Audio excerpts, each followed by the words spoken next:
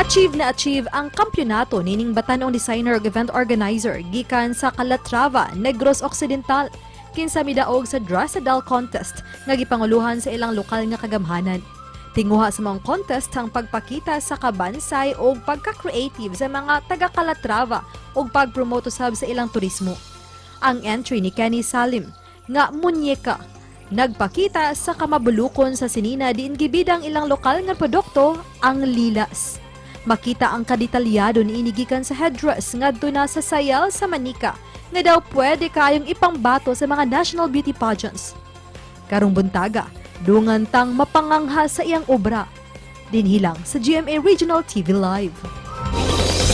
Og makauban na nato ang mikampiyon sa Dress the Doll contest sa Tourism Month celebration sa Calatrava, Negros Occidental, si Kenny Salem. Mayong buntag, Kenny! Welcome sa GMA Regional TV Live. Hello, Sir Nico, and of course, sa tanan nga mga tao nga naglantaw karon maayong buntag dira kaninyo. I am so very happy nga nakita ko live diri sa Regional TV. GMA, okay. Daghang salamat, Kenny, sa imong pagdawat sa among imbitasyon. Kumusta man karong buntaga o unsa may gikabisihan nimo rong panahona? Right now, sir, I am doing great, and of course, I'm spending time sa ako ang family, kayo since wala pa'y events and of course rackets, and also I am waiting for my licensure examination for teachers. We're glad about that o hopefully walampos mo itong ampo, Kenny. Malipayon sa mi of course nga midaog ka karong bag-o sa Dress the Doll contest diha sa inyong lugar.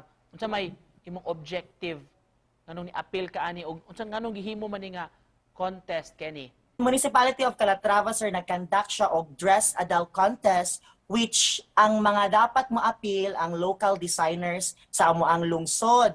Then of course, usa ka pure-blooded nga taga Calatrava. Ang nakapa-stood out ani, sir, is of course ang uniqueness, I believe, and ang yang creativity which kani nga creations are composed of love and life that are full of colors, sir, of what we are experiencing today. Og nakita gyud namo unsa ka detalyado kining imong entry, unsa ka kuti dining disenyo ani no. Can you share to us the materials nga imong gigamit ini nga gown sa imong doll og unsa may kadugay ay imong paggama nimo? As you can see sa akong doll, sir, makita nimo ang materials is lilas gyud siya. Gama siya sa lilas og sa banig. Then at the same time, I add kanang stones and trimming, sir, to make it more attractive and elegant. Pila ka adlaw nimo ning gibuhat, Kenny? So mga 5 ni siya nako kaadlaw, then not totally nga whole day ko gaobra kay may appointment po ko usahay like events like wedding. Then at the same time, sir, naapoy time nga tag alas 2 na ko mahuman sa kadlawon kay usay gabiin ako siya masugdan kay marg nami kay i-create sa imuhang doll kung nakay peace of mind sa imuhang self. Unsa may mensahe nga gusto nimong ipaambit pinaagi nimong design? My message to everyone, especially sa mga naglantaw karon, despite of the trials, the problems, and the failures we encountered in life, still never lose hope and be positive because I must say, after all, you are the designer of your own life. So make it the best na lang for you. Alright, last lang, Kenny. Asa nimo planong gamiton ang kwarta imong winnings?